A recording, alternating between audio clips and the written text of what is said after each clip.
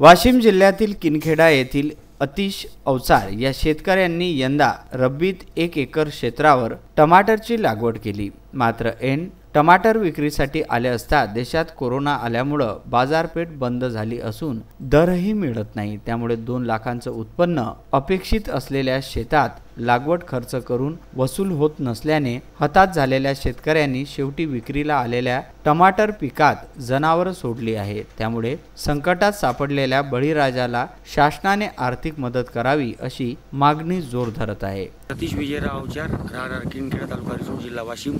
मी यावर्षी रब्बीमध्ये टमाट्याचं भाजीपाला उत्पादन म्हणून टमाट्याची लागवड केली। जवळपास 10,000 रुपयाचं रोप आणून लावलं। वेळू, तार, मजुरी खर्च, औषधी फवारण्या असं करून या टमाट्यावर जवळपास मला 50,000 रुपये खर्च आला।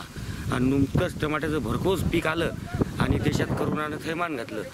यात करोनाच्या थैमानमध्ये लॉकडाऊन झालं। लॉकडाऊन झाल्यामुळे भाजीपाला विक्री कमी झाली, लोकांनी घेतलंच नाही। मार्केटमध्ये टमाटे नेले तर 20 रुपये कॅरेटचं पण कोणी विचारेना।